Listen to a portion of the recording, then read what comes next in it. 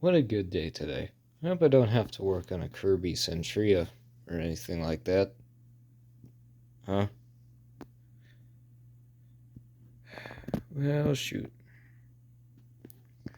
Anyways, this is my latest trash find as of this morning. Kirby G10D, Sentria 1. Some of you who know me well enough might be asking, Jack, you hate Kirby's with a passion. Why did you pick this up? And my response to that is, well, the fact that someone paid $2,000 for this is probably the reason why. If it was something like a cheap Bissell or a Dirt Devil, I would have probably left it there. However, these things are expensive.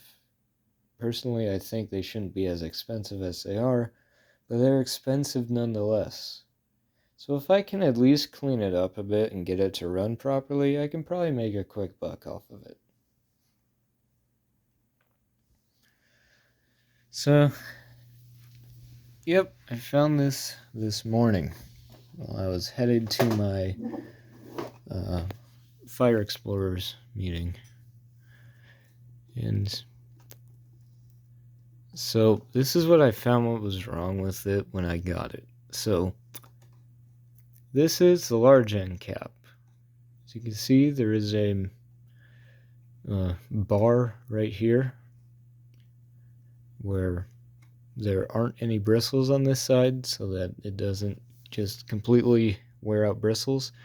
This is the small end cap. There is no bar here. Honestly, the fact that they thought small end cap, big end cap was a good idea is just kind of like, why did you do that? But whatever. So, big end cap was on small end cap side, and small end cap was on the big end cap side. So basically, this entire brush roll was flipped around, which led to this pleasant sight right here. Yeah.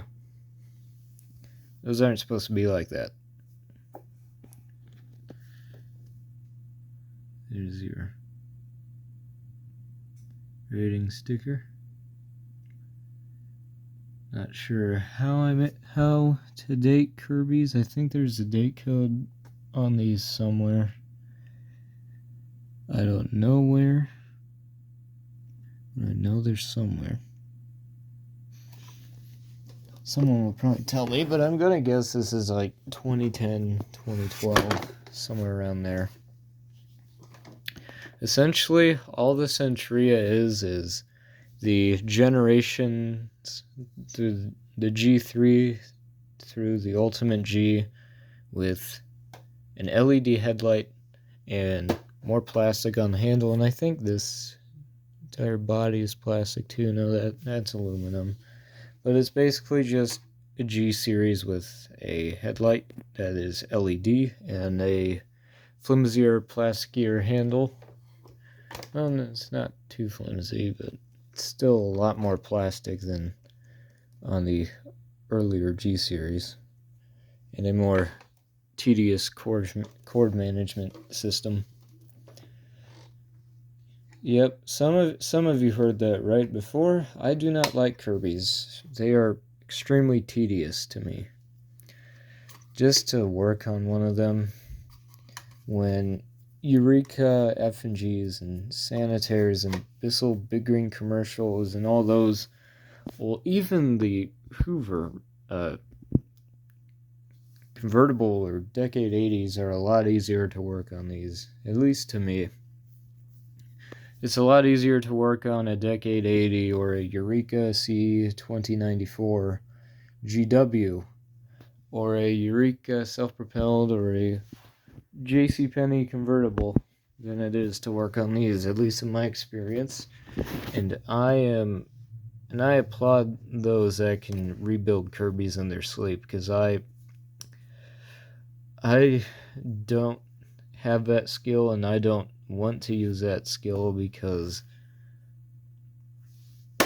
I really don't like Kirby's that much. And some of you may be asking, how could you hate Kirby's? They're heavy, they're loud. It's a stupid design too.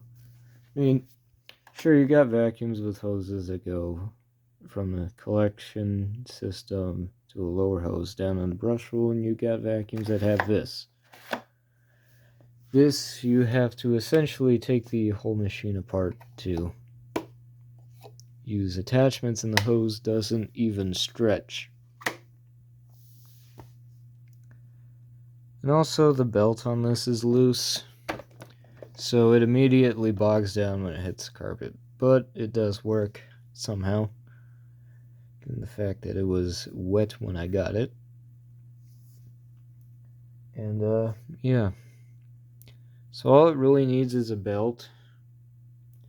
I would shine up this aluminum, but I don't have enough patience nor care about this specific model to do so.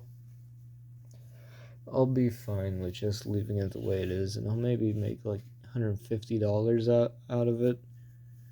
Something like that. Whatever people pay for used Kirby's that, or refurbished Kirby's that don't have attachments. You can already tell how tedious I find these Kirby's, because this G4 has been in pieces for a long time, and I really don't want to put it back together. But I have to, because it's not my G4. So I'm going to plug in the Centria, and we can run it. And you can see how quickly it bogs down on carpet. Another thing that I should mention is I do not like the fact that Kirby's have the tech drive feature. People call it a transmission, I call it pointless. Because I've said this once, and I'll say it again. Your vacuum is not a car. It does not need a transmission. But let's give it a run.